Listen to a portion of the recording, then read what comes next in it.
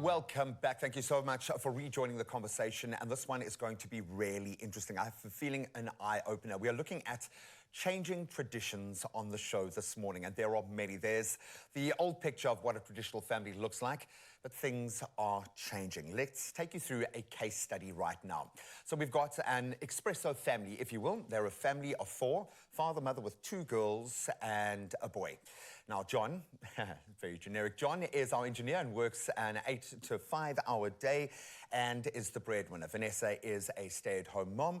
Layla studies and waiters at a coffee shop, and Brian is finishing school and does chores at home, hopefully to earn pocket money. And we've got some special guests on the show this morning to take a look at the conventional and the unconventional. So we've got Unri Powell and Jimmy Powell. Thank you so much for joining us. At the back there, we've got Zan, William Munshaw and Blythe Bring. Guys, thank you so much for being here.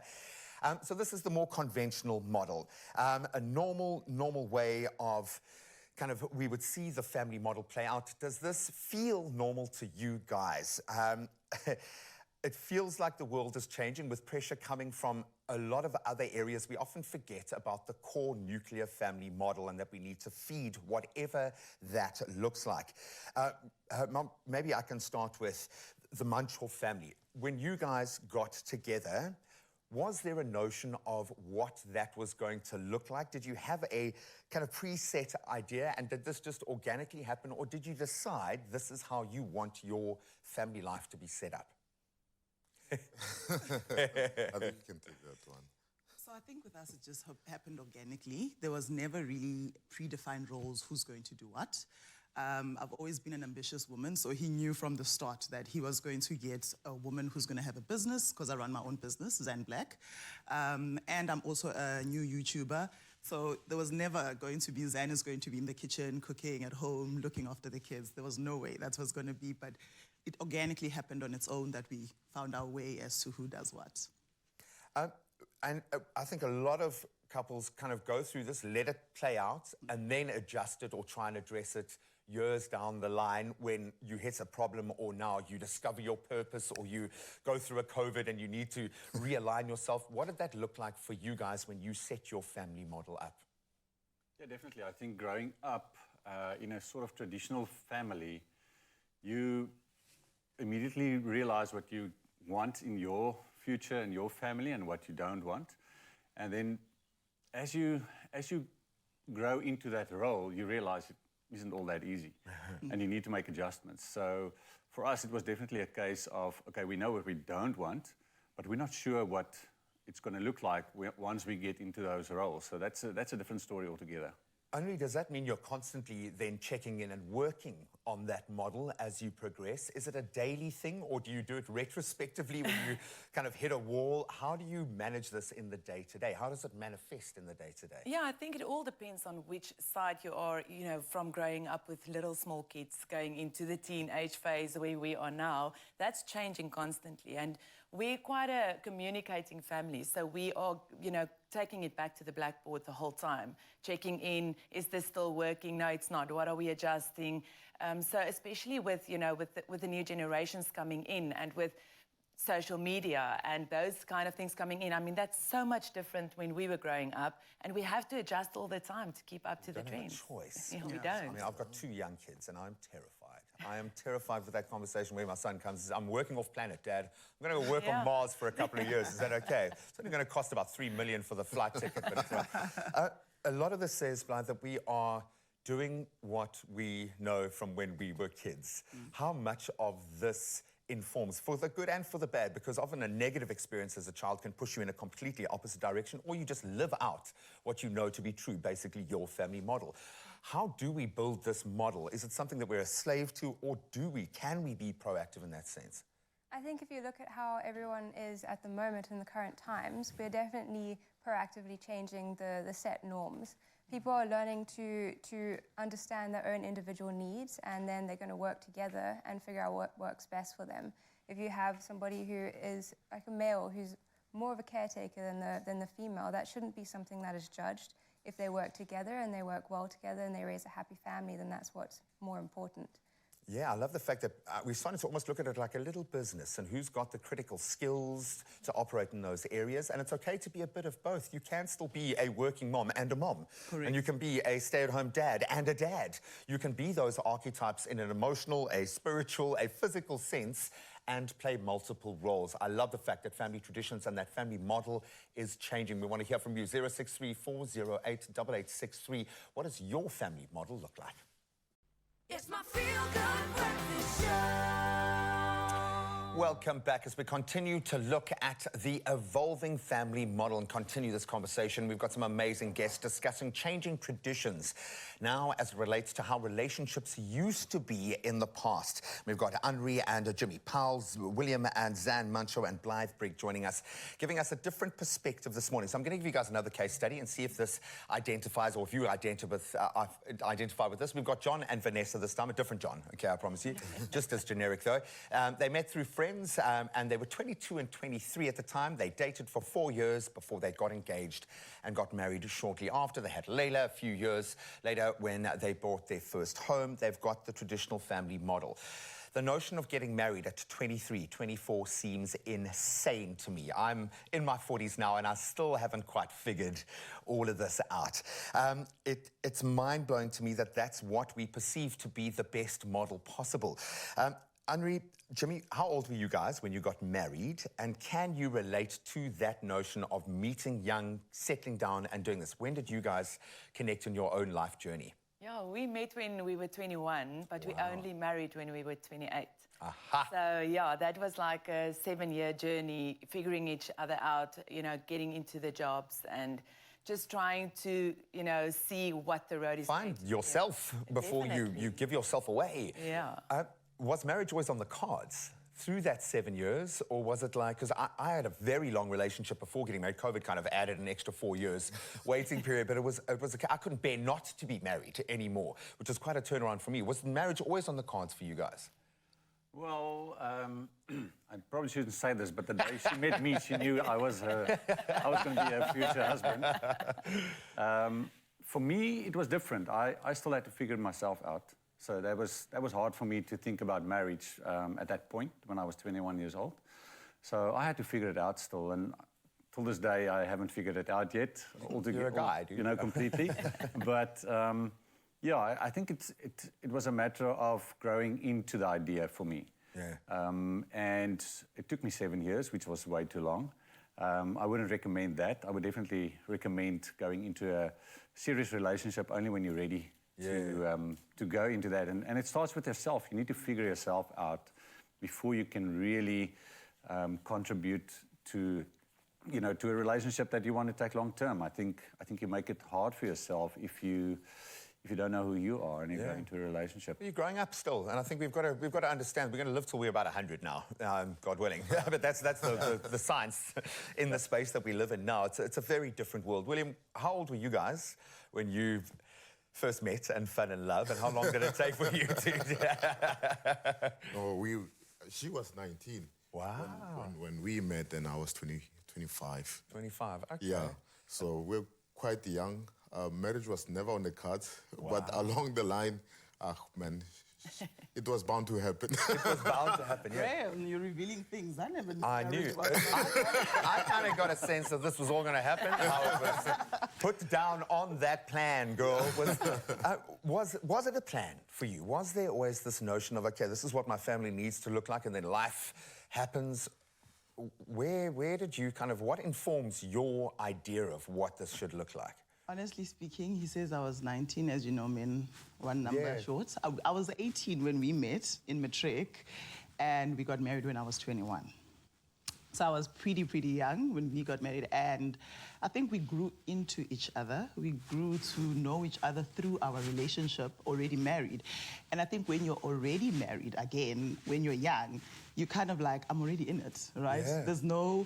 okay, it's over. Because it is a commitment. Committed to each that's other. been the big switch for me, is understanding this kind of how you are working on each other together. And that's a very, very powerful thing. So with us, we've been building together from the moment we met. Basically from matric all the way till now. I'm 35 now, and we've been together for So you're a big fat liar, is what you are. You're not 35. I am. I love that. And look at you now. So maybe you're actually changing my perception. Blythe, I love the fact that, yeah, I'm painting this brush of you can't get married too young because you're going to stunt each other's growth. She's living her best life and has been able to launch something based on what they've done together. So maybe the label doesn't need to be there at all. Maybe when looking at a traditional family model, it's about the individuals involved. How do we do that? How do we set the base to be able to grow together? I think I've mentioned this once before on the show, but autonomy, being individuals in the relationship and finding each other's strengths. Yeah. You mentioned earlier that it's like a business. It really is a business transaction. You figure out what each other are good at and you use your strengths and your weaknesses to your advantage. Growing together, getting married young, there's many conceptions and preconceived ideas about ages that you get married and how long you're supposed to date for and all of these things. But the bottom line is if you choose to be in that relationship and you choose to work together on all the issues or the problems and overcome them together, some people, the marriage adds to that extra want to keep helping it and keep making it move forward. Other people would not want to get married until they have solved every single problem in the world. Yeah. And that's completely personal, completely dependent on you. And then you've got all sorts of cultures and ethnic backgrounds that will also change what the traditional model looks like and what the stereotypes might be. And then life will happen, bam, and send you down a completely different path. You have opened my eyes, guys. Thank you so much. I would just say that when you do enter into a marriage or a union like this, there is a lot of growth, and often growth is quite ugly and challenging. Don't mistake that for a bad marriage. It's an opportunity to grow together, but you've got to have the chutzpah, you've got to have the fire, the chias, to see it through and make that commitment. Thank you so much for joining us this morning. Live long and happy lives to over 100. Please, I want to all be around by then, but it's going to be an amazing show. If we've already picked up these kinds of insights, please give us more. Let us know what your family model looks like. We'd love to hear from you. It's my feel-good breakfast show. Welcome back, you beauties. Thank you so much for sticking around and rejoining what has been an enlightening conversation. We are looking at family models and some of those traditions that pretty much are being thrown out the window right now because family models have changed. I think back in the day, we looked at that normal family model. You marry, you have kids. Those kids go through school, maybe have relationships. In Zoe's case, meet the love of their life and forget all about them. Years later, meet them. That's a different story. But then kids go to varsity. They move out. It's a normal flow. Or is it? Because our family model has changed, so theirs has to. And to discuss this, we've got an incredible panel. We've got Angri Paul, radio presenter and model, and then her physiotherapist husband. I've always wanted a physiotherapist husband. Zan Manchu is the entrepreneur and owner of Zan Black clothing brand, and husband William, and then Blythe Brigg, a counsellor we have on the show very often. So let's start with Angri and Jimmy. Your kids are getting to that stage now where they're going to be establishing what they want their life to look like. Is that something that you guys inform? What are you modeling for them, and what are your hopes for your kids in terms of that family model? Maybe I'll throw it to you, Jimmy. Definitely. I think it's really important for us at this stage to be very intentional about our kids and the way they are moving, the way they will present themselves in future relationships and possibly marriages. If we're not intentional about that, they're going to have to figure it out for themselves the way we had to. So we try to coach them. Our kids often say, everything is a coaching opportunity to you guys. What's going on? But we really have to be intentional. The lessons we learned, that we try to communicate that with them so that they don't have to make the same mistakes all over again. So it's important from my side to be very intentional about that and make sure that whatever we want to see in their futures, that we try to give them the opportunity to see that in us and how we handle situations on a daily basis. Henri, does that get quite ugly? We talk about personal growth and development being quite a difficult thing, but it kind of means you've got to have your baggage in check, or else you just hand it over to them and they're going to carry it and hand it over to their kids. Are you finding you have to start with yourself when they model behavior? More than you can tell them, they're going to take it on board what they see.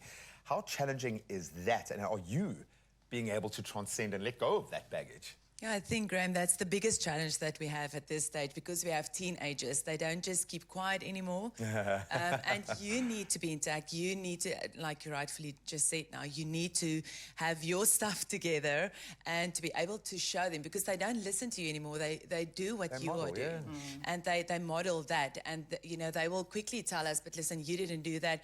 Now with, you know, driving on the road, for instance, they are going for their licenses in 2 or 3 years and they are looking what you are doing, you know, on your phone. And we try to model that every single day, but it's hard. It's difficult. We don't have a module. If someone have a module out there how to raise teenagers, please send it through to me.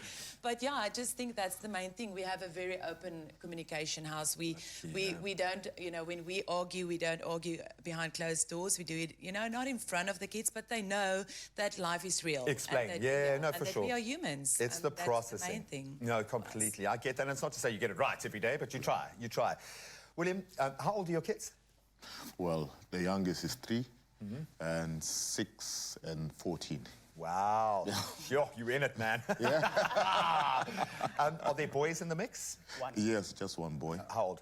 3. 3. Wow. I have this notion that I've already screwed my kids up because it's that 3, 4-year-old stage where it's all happening. Yeah. What do you want your boy to see in you, by the way you are within your own family unit? What is your hope that he is going to pick up from that? Well, like Blythe was saying, yeah. they were saying here, there's not really a formula, but we're raising a responsible somebody that will also look at life as a challenge and potentially grow from where we have left off and to their new frontiers. Yeah. Yeah. Because it's a new frontiers, and it's a completely changing world that is empowering young women now in the most incredible way. There are still so many stigmas. There is still so much within the structure of society that is pushing back. How do you want to inspire your kids to look at the world differently through what you are doing? Is that what motivates you, or is this just how you are cut? How much of what you are doing now is for them? Okay, so I think it's twofold. It's also partially how I was raised. So I come from a single mother household, right? Me too. And I had to see her work very hard, you know, selling fat cakes, etc. And I had to help her through that.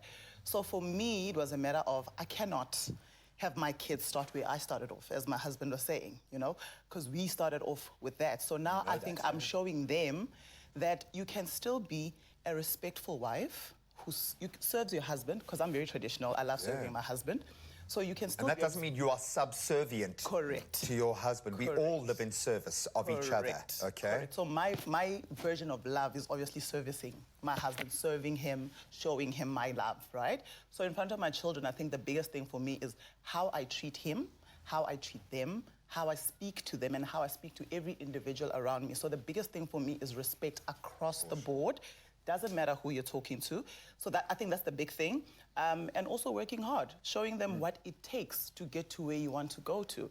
And unfortunately, that means putting in the hours and sometimes feeling like a horrible parent, like I'm not fully present at times, that I have to prioritize certain things. And I remember earlier we were talking about family traditions, that we've also incorporated things like karaoke nights, you know, with the kids, just to make sure that we are there, we're bonding with them, it's pizza night, it's karaoke, we go crazy on that day, so that tomorrow when I'm back at it again and I'm working those crazy hours, they get to see the balance between the two, that I'm still there for them and make time for them, but I'm still working super hard at building. I love that. And again, we're not getting this right all of the time, but this is the true north. Blythe, I know you have to keep encapsulating all of these wonderful notions, but for the parent who is wanting to get this right but is struggling and feels like they are just reacting to their own baggage all the time, it is very difficult to transcend that. What advice do you have for the parent who doesn't want to hand those suitcases over to the next generation?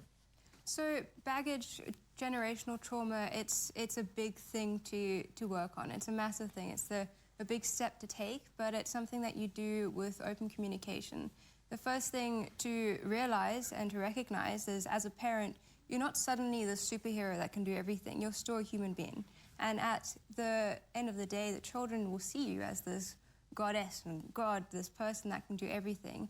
It's your duty to show them that we're all human, to show them that, yes, I can make mistakes, and to admit that. If you lose your temper and you shout at them, you realize it's wrong. We're not all perfect, so it is something that can happen, but to go up to them afterwards and say, I'm so sorry for doing that, this is why I shouldn't have done that, I should have handled it this way, to show them that you recognize what you've done is wrong and to show them what the right behavior would be. What the causality is. And it doesn't have to always be a negative, punitive causality.